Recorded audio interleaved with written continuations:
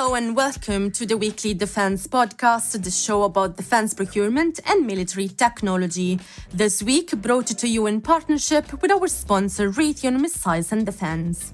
I am your host, Noemi Di Stefano, and in this edition of the podcast, we will bring you all the news from the floor of Dubai Airshow. In the second part of the show, we will then look at the land domain with our Defense Insight analyst, focusing on the second-hand market for armoured vehicles. And we will also hear a word from our sponsor about deterrence technologies against threats posed by ballistic missiles. Time now to welcome today's guests. I'm joined by Air Editor Tim Martin. Hi, Tim. Hi, Noemi. And we also have a special guest in this episode, Leonid Nersesian, joining us from Dubai. Hi, Leonid. Thanks for being with us today. Hi, Noemi. Hello. So, as I said, you're joining us from Dubai as it's been another eventful week for the defense world with Dubai Airshow 2021 taking place as we speak. We are recording this episode on the 17th of November and the show is still ongoing. So, first of all, Leonid, thank you for being Shephard's eyes and ears at yet another show. And I wanted to first gather your impressions of the exhibition, give us a vibe about the atmosphere, industry attendance. Is it busy? Is it quiet? How are you finding it? First of all, it's a great feeling to be at a big event as Dubai Airshow after all this COVID story. Yeah. I think that everybody is very happy of that, and you can notice that on the exhibition. I want to note that there is very high activity of Emirati companies, which is not a big surprise, of course. The Edge Group is showing lots of new equipment, signing MOUs, contracts every day. Mm-hmm. At the same time, I noticed, maybe it's my impression, but not a very high activity of Western companies, at least if we are talking about military section of the exhibition.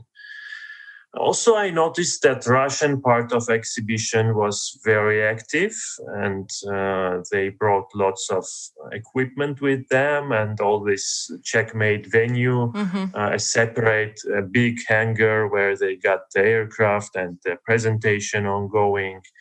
So I see that Russia has a will to show their equipment in Middle East. And if we are talking about Western companies, of course, they got the big venues there, they got the aircraft, but we can just say that Lockheed Martin brought only a mock-up of F-35 there, which is also a sign of something that is going on. So we will get to the coverage of Edge Group later and also talk about Russia. But Tim, I also wanted to come to you. I mean, this is the first air show after COVID, but you could not attend this year. But reading the coverage, maybe even looking on social media, what do you make of the show? Yeah, no, I think it's disappointing for me that I wasn't able to attend the show. So I'm attending a wedding in Ireland, so that's what's forced me to miss. A good reason. I think that's excusable to miss Dubai this year for that reason. But no, I've been reading Leonid's coverage, and there's been some great stories to come out from the show. I think obviously the first time a checkmate has been outside of Russia or at an air show outside of Russia, it's very interesting because, of course, checkmate has always been positioned for the export market. So this looks like Russia has had a great opportunity to present to the Middle East and see what comes of it. And I'd imagine there's probably some discussions then happening behind closed doors in terms of interest and so forth. But Leonid, I thought it was also interesting that there's a change with the original plans in terms of the engine. Is that, do you think, down to some of the difficulties that have gone alongside the Su-57 and the second stage engine, or what do you think the thinking is from Sukhoi on that?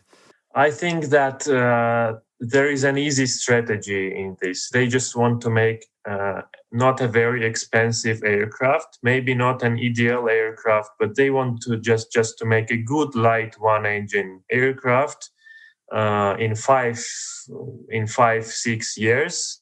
They want to do that fast. And they are not trying to put everything inside this checkmate aircraft, everything they got, every prospective piece of equipment they have. So they are trying to find some cost-effective solution, I think. Maybe in future they will put this Izdelje 30 engine also. They will produce a modification of checkmate, but I think that's something that will happen not earlier than in 2030. Sorry. Go on. No, Tim, go on. Just interested, how realistic do you think the prospect of a deal with the UAE is, given that there was a cooperation agreement for a fifth generation fighter previously between Russia and the UAE? I don't think that it's very realistic. I think that there is some political issue coming from UAE. I mean, they had this difficult negotiations with US on F-35, and having such an alternative with a memorandum or something ongoing can be a good bargaining chip in this story. But I think that UAE is aimed for F-35, of course, on the first place. And Leonid, as Tim mentioned earlier, obviously this is the first international debut of this of Checkmate, and since it was first unveiled at MAX 2021, as you reported in July, and I understand that things have moved forward. Actually, the Russians have also created a Checkmate fighter jet-scented perfume. Fun fact about that. But I wanted to... Yeah, and Stephen Trimble got one, I know, from... Really? Yeah. Okay. So in your story, you also write that United Aircraft Corporation, which is a parent company of Checkmate, announced in Dubai the intention to build an uncrewed version of the aircraft. So apart from being uncrewed, this version, do you know if it will feature anything different at all from what we already know? I think this unmanned version at this moment exists only on the marketing video, to be fair. I don't think that there is something really going on with that, because they just need to do the maiden flight at the beginning. Yeah. I don't think that they are going to work on unmanned version at this stage. I think that making the unmanned version will be not so hard, considering the fact they are doing the Охотник UAV, which has, I think, almost the same sizes and at least some, let's say, IT decisions and all the programs, and that could be partly used for the unmanned versions of other Russian aircraft. And going back to what Tim mentions about deals with other countries and the fact that this platform is meant for exports, to your knowledge then, after being at the show for several days, is then Russia currently in discussions with any countries specifically? They say that Rostec director said that they have one country interested, and also UAE is partly interested, but he was not disclosing which country. And to be fair, before the maiden flight, even Rostec CEO said that before maiden flight, it's just more a matter of discussions, but nothing serious can happen before that. Okay. It's just a prototype, and this is not the prototype which is going to fly. Yeah. Tim, do you want to add anything on this? Yeah, so Leonid, I'd be really interested to hear what you think about whether there'll be a Russian requirement for this, because I think that seems to be the elephant in the room. There seems to be quite a debate as to whether manufacturer can convince the Russian Air Force that they will need it maybe at some point in the future. You know, do you think there will be a light tactical aircraft that Russia will take on or have a requirement for in the short or near term? I think that they are definitely going to procure maybe at least 24 of them, or just to show the clients outside of Russia that it's a good aircraft. It's being used in armed forces. It have all these USSR license standards inside. I don't know. All these things are important for some countries who like buying Russian arms. So I think that they will definitely buy some of them, and in my opinion, at least, this is a more interesting option than a MiG-35 aircraft. Yeah, I mean, that is very interesting, certainly. And we will keep a close eye on that for sure. I want to move away from Russia and touch on one of the local companies you mentioned before, Leonid Edge Group, a company which is only 2 years old, but it claims to have achieved several milestones. So tell us what new platforms were there on the floor this year from Edge. Edge put accent on new UAVs. They are unveiling new UAVs every exhibition, and this time they showed several UAVs. Some of them were made by Adesi company, one of the subsidiary companies.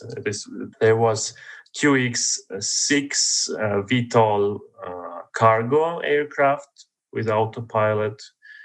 There was a QX5 VTOL UAV with focus on ISR and border security.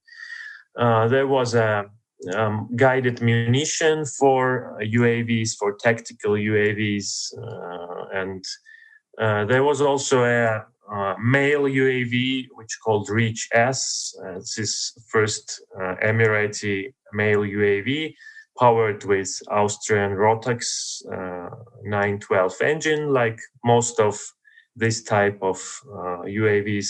Actually, it's some kind of, I think, answer to Bayraktar TB2 at some point. And these UAVs are all of them indigenously built, and are they meant to be for the local militaries, or there is an export potential for these platforms? I had an opportunity to talk with CEO of Edge, Faisal Al-Banai, and he's saying that they already got some clients. Some of them were in Africa, some other regions. He was not disclosing the countries, but told that soon there will be some information on that. So that's, of course, depends on the policy of the countries who are procuring this equipment. Some of them just don't want to tell about that, but he's definitely having opinion that it's not only for Emirati market. At the same time, of course, the biggest contracts come from Emirates, from Emirati Ministry of Defense. And we were talking a little bit earlier offline, and you also mentioned that His Excellency told you that they intend to produce their own engines for drones and cruise missiles.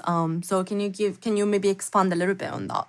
Yeah, that was an interesting answer. I asked a question about if they are procuring all these engines for the cruise missiles they want to develop and all that. He answered that at this stage they are procuring them, but they are really focused on developing their own engines. Of course, not big engines, but for tactical UAVs and for cruise missiles, they have that focus. And I also talked with engineer at Helken company, which is part of Edge and is developing the HAS 250 cruise missile. And he told me that they want to put their own engine from the beginning. So they are working on the engine, and they have already some work done in that respect. Thank you, Leonid, for those details. Tim, do you want to add anything else on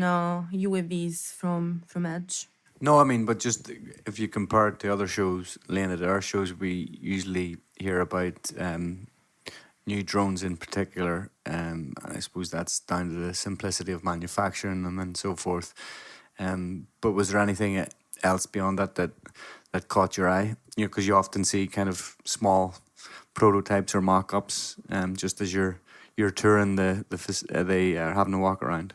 I think that amount of UAVs is little bit decreasing at shows. What I have noticed not only at the Dubai Airshow, even at Max in Moscow this summer, there are still lots of UAVs. But I think that people are starting understanding that it's not a very easy business and it's not as easy as it seems. But still, sometimes you see some models which you don't believe that they will ever be produced or will become a real aircraft. Some small companies, some countries which are pretty far from real high technology industry. So maybe it's easy to make a civilian UAV, but it's not so easy to make a good military UAV, of course. Thank you. Just before we move on to discuss other capabilities, the last note on Edge from me about the company announcing a couple of days back that it has signed also an MOU with Raytheon Emirates, and under this partnership, there is. There are intentions, Edge said, to explore strategic opportunities across several critical defense programs. And it looks like both companies are committed to support Raytheon early warning radar system. More on this is on our website, shepherdmedia.com/news. Apart from Edge, there were other companies also showcasing other UAVs platforms from Israel, IAI, Rafael. So can you tell us more about these capabilities, Leonid? Was there something new featuring totally new capabilities never seen before, disrupting the market? I don't think that I have seen. They were unveiling systems there, of course, but the fact that Israel is in Dubai and they have very big amount of equipment showing there, and all of them are talking about being very open to Middle Eastern market. This is fantastic because at least I think 2 years ago, if somebody would told me about that, I would say that he is a crazy. But now it looks like Israel is doing pretty aggressive marketing in UAE, and maybe even will start doing marketing in Saudi Arabia at some point. Not now, but things can change and go into that direction too. Okay. There were some interesting stuff shown there. The satellite capabilities, Israel even is marketing even military space solutions to UAE. So that's very interesting, I think. Is IAI planning any launches of their satellite solutions in the near future?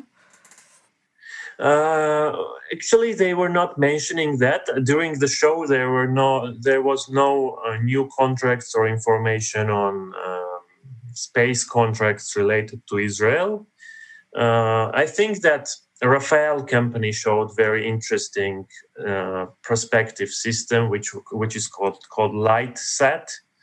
This is constellation of small satellites, 10 and more, and they are allowing to have a very high quality image, it's like 30 centimeters resolution, and revisit the target more often than an hour. So every 30 minutes, every 10 minutes, you can have a video or shoot photos of a target and have almost real-time capacity. Okay, and what about loitering munitions? I saw your story about your vision showcasing Hero 120. I think Vision, even during a USA 2021, and signed multiple contracts in the US with Rheinmetall and MAG Aerospace.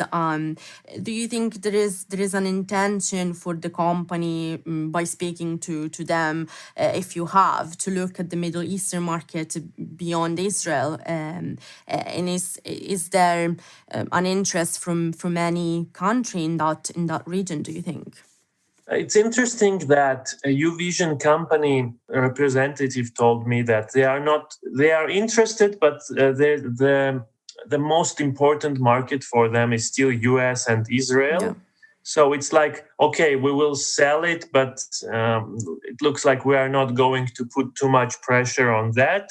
But he also told that Azerbaijan has interest in Hero 120 and Hero 400 loitering munitions, and some other countries too. So there is some interest, but they say that their company is a small, middle-sized company, and looks like they don't even have the capacity to produce so much, because the US contract is more than 6,000 Hero 120 drones. That's a great amount, of course. Okay, very interesting. Thanks. We will run out of time soon, but I wanted to quickly touch on two other stories which our listeners might find interesting. One of them concerns the Airbus H225M multi-role helicopter and a delivery to the Kuwait Air Force. A procurement that has encountered a few difficulties in the past. Tim, would you want to give a background to our listeners on why deliveries of this specific platform were altered last year, and then we will go back and see why this capability was showcased at the show? Yeah, try my best. So last year, the Kuwaiti, I think it was MOD of the Air Force, posted on Twitter that they had stopped deliveries of the H225M pending investigation and some technical issues that had been discovered with the aircraft. So at that time, things in terms of news coverage kind of slowed down, and there wasn't much else between then and now. There hasn't actually been any word from Airbus as to the status of the investigation, when deliveries resumed, and so forth, or at least not that I had heard of. So when Leonid had written the story that I think included in your story was that the Kuwaiti Air Force H225Ms have now flown over 1,000 flight hours. Yeah, I was just really surprised at that, because, in the space of just over a year, gone from having this investigation to clearly delivering quite a few of the helicopters, and, they're operational, and they're almost, you could say, fairly mature if they've flown that number of flight hours. So, just an interesting story, I thought, overall. And certainly it looks like that investigation must have been fairly minor, or at least the issues you'd imagine were fairly minor if, there was basically Airbus are back on track and working through deliveries and delivering the aircraft, in line with kind of contract and expectations of Kuwait. Leonid, did you speak with someone from Airbus at the show? Did anyone confirm that the display of this capability at the show means the difficulties have been overcome?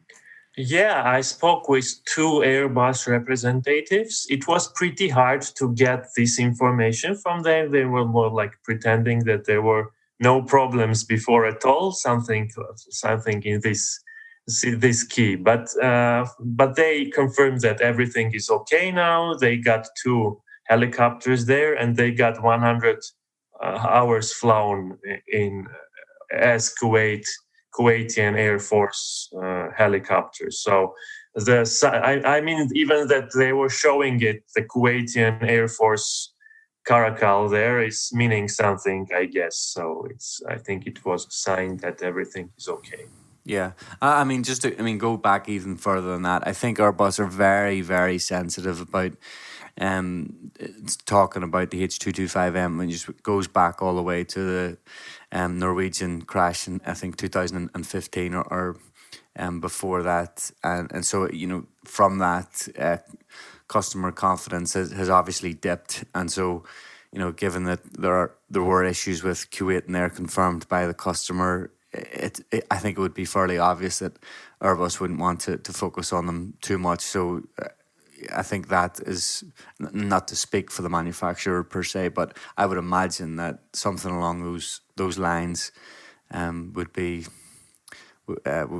would seem to make sense in terms of where Airbus are coming from and being a little bit shy in terms of going into those details about the technical issues.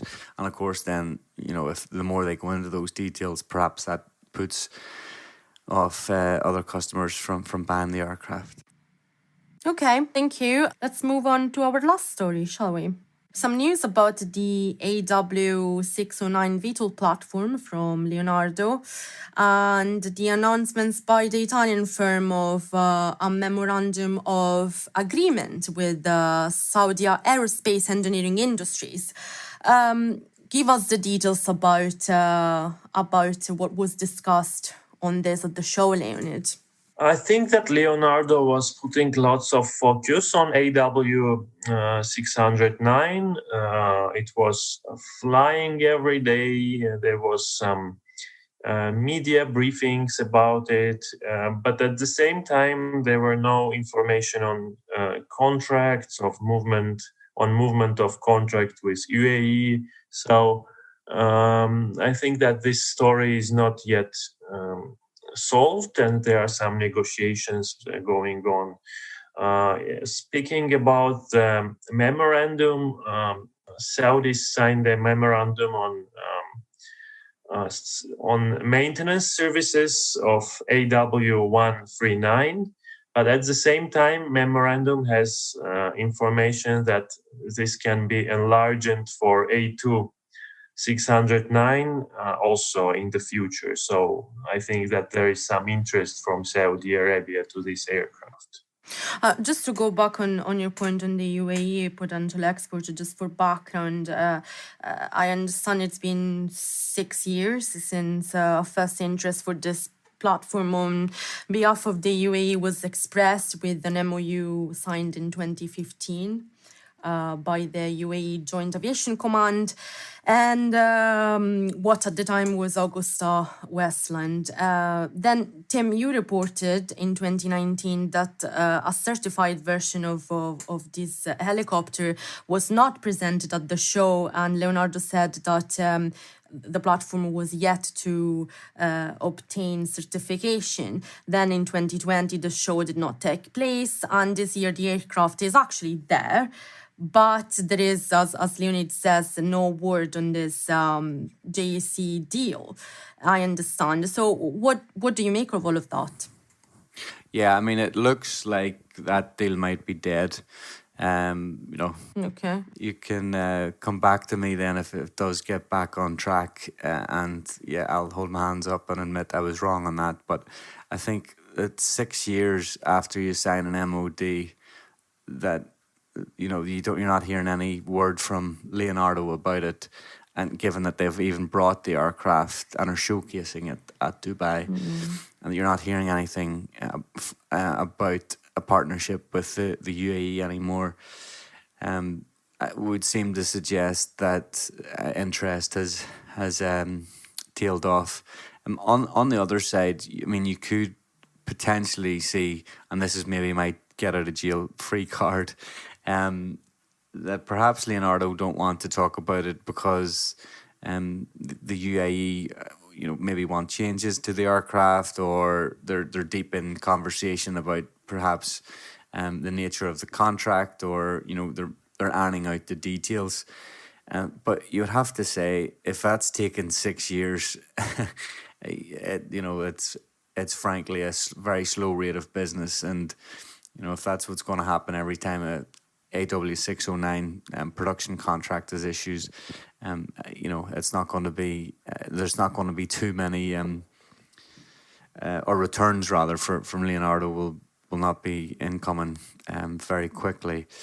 So yeah, I mean, and again, you don't really know how much COVID has thrown off the tests for the 609 either, and things like that. We're not hearing too much about that. So I know exactly where military certification that target is as well. So yeah, it doesn't appear like that deal is a strong one at this point. But yeah, though from the other announcement, there does appear to be some interest from Saudi Arabia, which could be an interest to civil version, actually, not civil military. version. Yeah. This is also difficult to understand because, as I noticed, Italians were more pressing it as civilian this time. I mean, it was not marketed as only military and so on. But that is what the platform was in the first place before it was renamed, isn't it? It was a civilian aircraft, I think. Just closing line, Leonid, on the UAE Joint Aviation Command deal. Do you think the deal is dead? Yes or no? Speculation. Most probably is, I think. Okay. But things tend to change sometimes. Okay. And on that note of optimism, we will have to leave it there for today. Thanks once again, Leonid, for joining us on the show. Thank you. And for our listeners, as always, you can find out more about our daily defense news coverage, including video content and previous episodes of the podcast on our website, shepherdmedia.com/news. That's all from me as well this week. It's now time for a short message from our sponsor, and then we are back with our land reporter in conversation with Defence Insight for a close-up on the second-hand armoured vehicles market. Stay with us.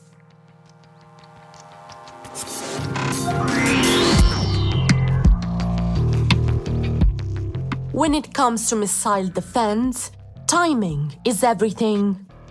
Raytheon Technologies' early warning radar provides a 5,000-kilometer range that simultaneously enables space surveillance and the ability to detect and track ballistic missile threats as quickly as possible, while distinguishing between actual attacks and objects that pose no threat. Modernized for today, ready for tomorrow, the early warning radar from Raytheon Technologies delivers persistent, advanced surveillance and assurance at all times.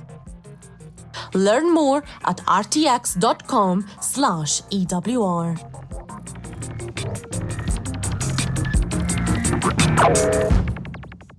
As the technology evolves, new land platforms are introduced worldwide every year. While some countries procure cutting-edge systems, their predecessors are frequently becoming available and booming the pre-owned market. How does the second-hand market look like? Where are these vehicles procured from? Which countries are receiving the most second-hand armored platforms? Join me today to answer these and other questions is Sonny Butterworth. He is Defense Insight Senior Land Analyst at Shephard Media. Hello, Sonny, and welcome back to the podcast. Hi, Flavia. Good to be back again.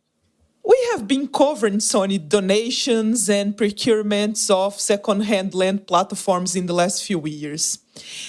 It seems to be an interesting option for some armies. But why might a country's military decide to go second-hand rather than procure new vehicles? What are the main reasons? Well, I think generally it comes down to cost and convenience. So particularly that first reason, cost. So second-hand vehicles are often received at discounted prices, of course, because they've already been used, or oftentimes are often donated as well by friendly governments. So the operator gets them for free. And I think this can really help square a circle for many militaries that want to embark on wholesale modernisation of their armed forces. They want to bring their armies up to date with equipment that's interoperable with their allies, that's got more capabilities than their existing inventory. but they're also facing financial constraints and can't afford to buy the latest cutting-edge technologies that some of the largest spenders can. And I think this is especially noticeable at the moment with COVID, of course, which has hit some of the defence budgets in areas like Asia in particular. Then the other reason, of course, as I said, is convenience. So for some countries, procuring second-hand equipment can be simpler than running a complex tender to try to evaluate all the new platforms and then work out which new one to get. Of course, these platforms don't have to be manufactured, so it cuts out the waiting, first of all, for it to be built in a factory, and also maybe the discussions around should it be built within the country, should there be some local assembly, so they can get the capability much quicker as well, which, of course, some countries need equipment on a much shorter time scale and can't really afford to wait. So I think it's rarely the case that second-hand equipment would be their first choice, but when you don't have much money to play with and when there's a pressing need, sometimes second-hand can be an attractive option. And of course, these platforms can also be upgraded as well before being delivered. And Sonny, regarding these customers, which countries are receiving the most second-hand armored vehicles? So yeah, that's a good question. So I recently studied the second-hand arm transfers that were either ongoing or had been approved or announced between 2020 and 2021. So it's quite a narrow period. And from that, I saw that Eastern and Central Europe was the largest market that we know of for second-hand armoured vehicles, so it was responsible for about 35% of the transfers. Then, of course, Africa, probably not surprising, they received about 25%. And South America, it was another big one at 16%. And Sonny, in your opinion, why these regions are procuring the most second-hand armoured vehicles? I guess it's related to budget, and I'm right. I think you've hit the nail on the head, really. Yeah. Of course, it does vary depending on the country and specific region, but generally speaking, I think it's where budgets are under the most pressure. So, if we take the largest one, Eastern Europe, many of the countries in this region have a big problem in that they are lumbered with lots of Soviet equipment from the Cold War. But of course, they want to align with NATO and they want their equipment to be interoperable with their allies. So they want to buy or procure new equipment to replace all of this Soviet stock that's left over. But they also have another problem that they usually have quite large fleets. So to replace all of this with new equipment would be very expensive and time consuming. You'd have to wait for a lot of it to be manufactured. And the problem is even more acute when you consider that it's not just the army usually that has this problem, it's the Air Force and the Navy as well. So they're all competing for this quite limited pot of funds. So second-hand equipment can be a really good way to get rid of the Soviet equipment, get hold of some equipment that's got more compatibility with their NATO allies, and get hold of it quickly as well. So I think in Eastern and Central Europe, that's the main reason. When we look at Africa and South America, I think there's somewhat less of a, big overarching strategic imperative in terms of they want to standardise maybe on a certain type of equipment. It's again more that budgetary pressure, so they might just want to fill some gaps or help maintain a viable fleet size. So Colombia could be a good example to look at. In, I think, around 2015 or sometime thereafter, they bought some new Textron Commando armoured vehicles. So these were new production ones. But I know you've reported on this a few times, Flavia. They're also looking to get some surplus US M1117s from the excess defence articles way. And that shows how they're using these second-hand vehicles to kind of plug the gaps and increase the fleet, because maybe at the moment with COVID they can't afford to buy any more of those new Textron. So that's the next best thing, right? And we see the same in Africa, where a lot of the armoured vehicles that they have at the moment are in quite poor states of readiness, probably haven't been maintained too well or have been used quite hard. So it's very welcome when another country says we can donate these to you, or then they can keep that kind of capability going, keep people trained on maybe like a heavier armoured vehicle, but they wouldn't be able to buy new examples of. So I think it does come down to budgets generally. Yeah, and so we covered some stories on U.S. donations, but I think the United States is not the only player in the second-hand market. Where are these vehicles typically procured from? Yeah, so while the US isn't the only player, of course, in this market, I think it is by far the most dominant. So from that study I did, it seems that just over 50% of the transfers were carried out by the US. I think this is because they have quite a well-established process. So they have the excess defence articles where, countries can request, we want so many of these. It's done through a government-to-government agreement. They generally get quite a good price for this as well. So I think it's quite attractive from that end. The US government also has several programs where it helps other countries to procure this equipment quite easily. So one example would be the European Recapitalisation Incentive Programme for countries predominantly in the Baltic and the Balkans. So these are some of the biggest recipients of second-hand armoured vehicles. So recent examples of this include Croatia, which has signed a contract for M2A2 Bradleys, so surplus ones of those from the US that will be upgraded by a Croatian and overhauled by a Croatian firm.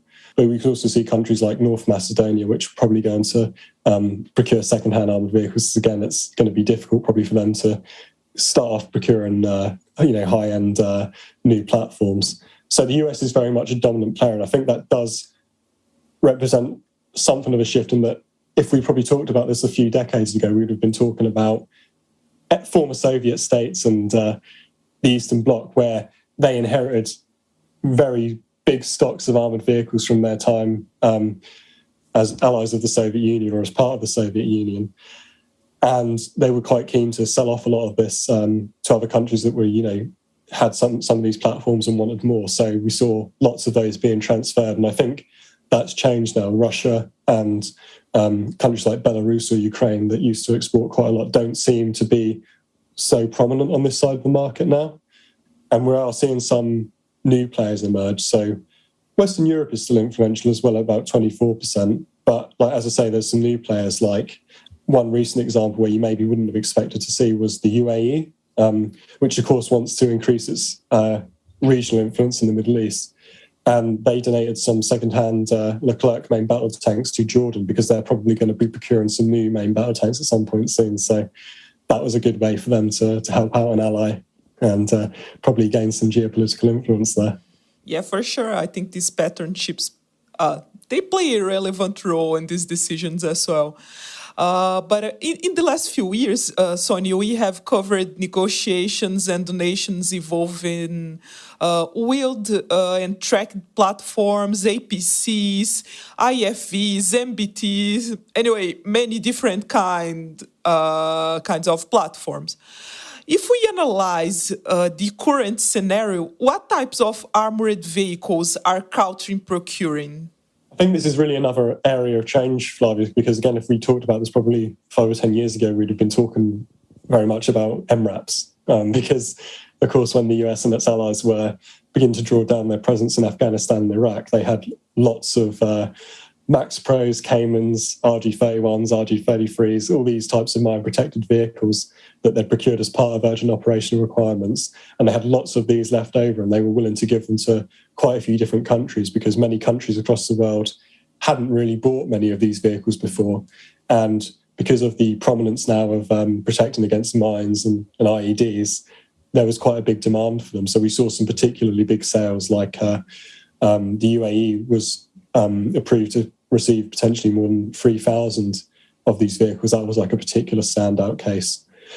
Now we don't see quite the same volumes. Bangladesh recently received 50 Max Pros, and they're probably going to receive 50 more in the next couple of years, according to some reports, but it's not on the same scale. Now we're seeing, I think, tracked vehicles becoming prominent, and this really mirrors what's happening on the procurement of new armoured vehicles as well, where IFVs and MBTs are very much at the forefront of the agenda now. And I think that's due to really there being increased tension among the great powers, more countries preparing for a high-intensity peer or near-peer conflict. So, of course, they want to refresh their IFE and MBT fleets. And because in the big spenders, they are now starting to, initiate these programs, they're starting to procure these types of armoured vehicles, more and then becoming available for other countries that want to replicate that. But of course, as we said earlier, don't have the same funds. They can take these second-hand vehicles, perhaps upgrade them, and then they've also got a refresh capability in this area. I think it also helps that, tracked vehicles have generally quite long service lives, so they can be a bit more easily upgraded than some of the wheeled vehicles can, which needs to have a bit more of a comprehensive overhaul. And of course, also tracked vehicles on the land domain and the armoured vehicle sector in particular are among the most expensive platforms you can buy. So if you look at the Czech Republic, their infantry fighting vehicle program to replace the BVP-2, that's to procure a new system. That's the most expensive acquisition of their army since they've sort of stopped becoming Czechoslovakia. So you can see why second-hand vehicles might be quite attractive when funding is tight, because it's really expensive to do otherwise. And then I think on the other side of the equation, then you might say, well, we've also seen an explosion in the proliferation of wheeled 8x8 armoured vehicles. Why aren't more of those being sold?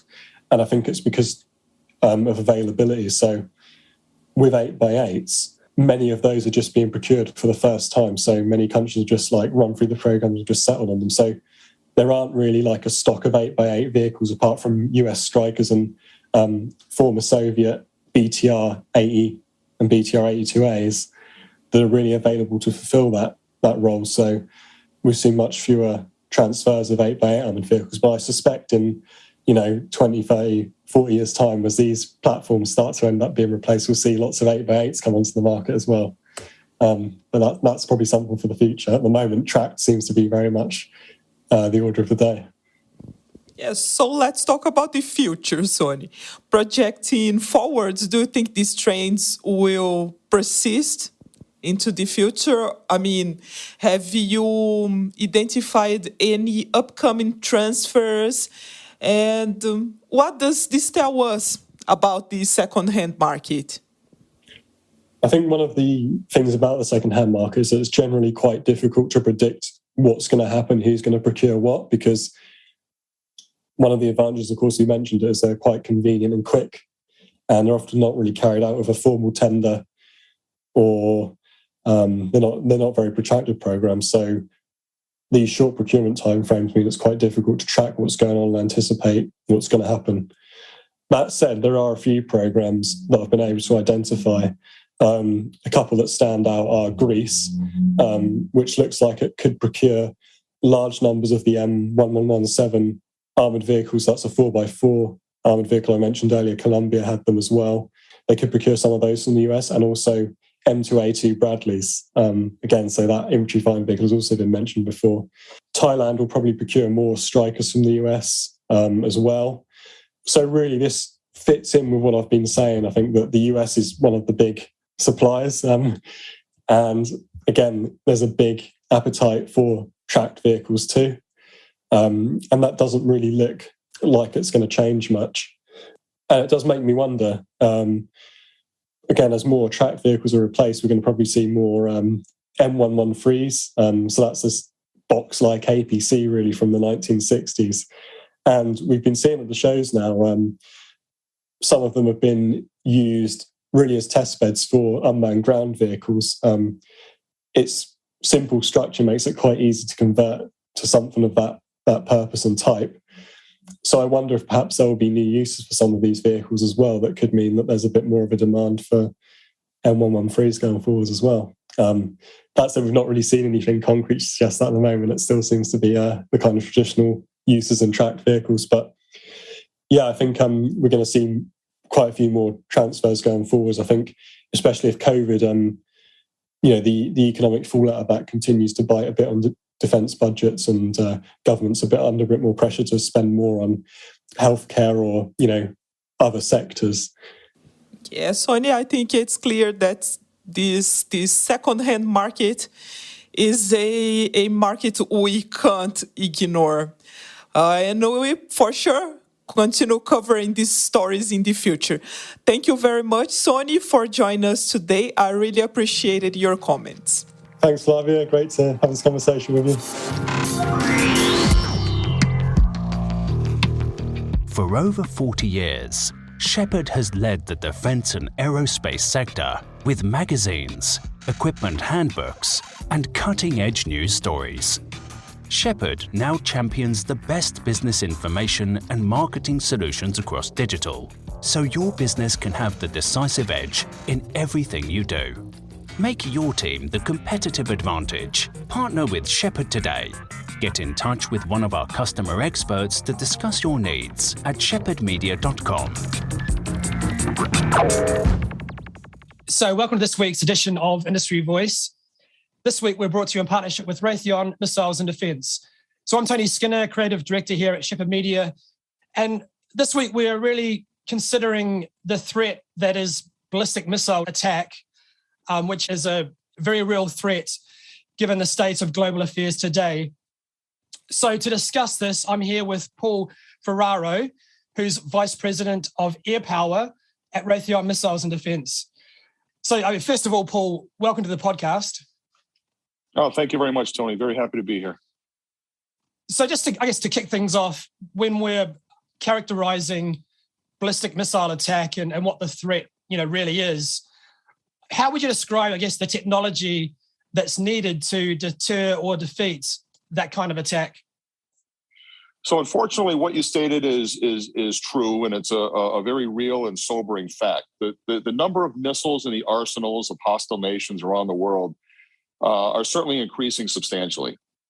These weapons and the ways in which they could be used are also becoming much, much more sophisticated. For instance, in a raid scenario, dozens of missiles can approach from all directions, and the timing of those launches can be very, very stressing and very difficult to manage. They travel fast, as we all have read, up to and including hypersonic speeds. Adversaries can mask them. They can use decoys. They can use a number of deception techniques, making them look like something else and very difficult to discern what is truly a threat and what is not. They can also use electronic warfare to trick the defensive systems that we put in place. So that threat is certainly very real and certainly becoming much, much more complex. So now back to the question that you had posed, Tony. The defensive radars that we use are the most critical technology to stop ballistic missile attacks. Now, certainly not all radars are designed to accomplish this specific mission. To defeat ballistic missile threats, the radars must certainly maintain a 360-degree coverage, 24 hours a day, 7 days a week. And I say 360 degrees in range, but picture that as a hemispherical or dome-like coverage. It's equally important that these radars provide early warning detection out to a very substantial range, so we get the earliest detection of these threats and provide the forces the maximum amount of time to react. But also equally important that range extends in this hemispherical fashion so that we don't run the risk of a flyover or a threat that comes from a different direction that is not detected early and with great accuracy. So they must be operational and sensing in all time, capable of handling many threatening tracks from various ranges and various directions. Now, that said, not all radars are created equal. Matter of fact, most radars are created to excel or perform specific elements of a mission or a mission itself. Critically important is to match the right sensor or series or group of sensors for a particular mission. And this is particularly important when it comes to the sophistication of ballistic missile defense and the sensing that's required to properly defeat those threats. Excellent. I think that's a great characterization of where we are. I guess I wanted to unpick some of the technology in a little bit more detail. As you're looking to upgrade systems, as governments and militaries are looking to, upgraded capabilities, what advantages do more advanced radars bring in order to stop these kind of threats? Well, the way we view this problem space is it's really not so much a singular radar per se as it is a radar architecture and more of a layered defense. So in particular, there are two radars that are fielded, both combat tested radars that when paired together truly offer an ideal defense against ballistic missiles. The first is an early warning radar, or an EWR, and the purpose of that radar is to cast the widest search range of any operational radar, upwards of 5,000 kilometers and beyond. And again, that range covers not only a horizontal range, but more of a hemispherical coverage. That radar paired with, for instance, the AN-TPY-2 radar, which is the world's most sophisticated discrimination radar, collectively delivers the most precise discrimination system possible. So the early warning radar provides an early warning detection and track of a target. That radar also performs an object classification, hands that information off to the TPY-2 radar, which then in turn picks up that track and performs a very detailed discrimination and characterization of the target. A critical element of this system necessary to perform its mission is not only the fact that these radars can perform the subsets of the missions themselves, the detection, the tracking, and the discrimination, but they're able to perform all of those elements of the mission simultaneously. Meaning that if the early warning radar detects an object and then switches to track, while it's tracking that target, it does not forego its ability to detect yet another incoming threat. And that is a critical element of maintaining a very comprehensive missile defense architecture and missile defense capability. Can I ask where you are in terms of the fielding of that AN-TPY-2 radar? What's the status of the program in terms of the sort of real world context that we're talking about here? Well, both radars that are mentioned are proven combat radars, been fielded for many, many years, and have the advantage of not only proven operational performance, but have sustained and continue to benefit from a constant influx of technology and upgrade, both software and hardware-wise, that maintains the relevancy and capability of these radars against both the current threats as they exist today, but also keep pace with the advancing threats. So both proven systems, and both very modern and very advanced systems, and very effective against the threats that we see today. I mean, Paul, that's really interesting. I guess could you tease out a little bit more detail about, in that sort of layered defense, that concept, exactly what each radar does differently, and what capabilities they sort of bring to the table? Well, certainly. So the specifics of each radar are designed for a particular element of the mission itself. So the early warning radar, for instance, uses a ultra high frequency band, or UHF frequency, with the ability to track missiles beyond 5,000 kilometers. It provides a very early detection, a very precise tracking of incoming attacks or any incoming targets, and it uses a object classification algorithm that distinguishes the elements of the track that it is performing. In other words, it distinguishes quickly between a threat and a non-threat target. The AN-TPY-2 radar, in contrast, operates in the X-band of the electromagnetic spectrum, and at a closer range, it detects, tracks, and discriminates the ballistic missiles as they rise and ascend to its ultimate target. This radar allows for precision tracking and discrimination. The AN-TPY-2 radar and the early warning radar are the only two systems that have been fielded in an operation today. Other potential operations that are still in development phase and are designed to run on a single frequency, but these are the two that are truly in I'll say field proven and have benefited from consistent and constant upgrade and advancements in their capabilities. I might also add that the early warning radar, given the substantial range that it is able to detect and track targets, while its primary mission may be to perform early warning and detection of a missile defense situation, hopefully that situation does not present itself terribly often, and that leaves a radar asset available to perform secondary missions. Namely, because of its range, it's able to provide a space situational awareness mission and track upwards of 80% of objects in the LEO belt and provide that information and situational awareness as well. We're sort of almost running out of time. So as a little bit of a summary, when you're talking to customers, what's your elevator pitch in terms of the advantages of that two radar approach to ballistic missile defense? Well, I think the elevator pitch is to provide a comprehensive and effective missile defense system. It requires a layered architecture of multiple radars that are designed to perform specific elements of a mission. The early warning radar is uniquely designed and proven to provide the early warning capability necessary to give the maximum amount of time to respond to an incoming threat. It provides the early warning and tracking and then target classification necessary to hand off to another radar, the AN-TIPI-2 radar, which is specifically designed to receive that track information, pick up that target, and then perform the discrimination necessary to ultimately launch an interceptor and negate the incoming threat. So the two radars working in tandem provide by far the most proven and substantial architecture and comprehensive system to provide the necessary missile defense. And that's a great note to end things on. Any listeners who would like to learn more, we sort of encourage you to go to raytheonmissilesandefense.com.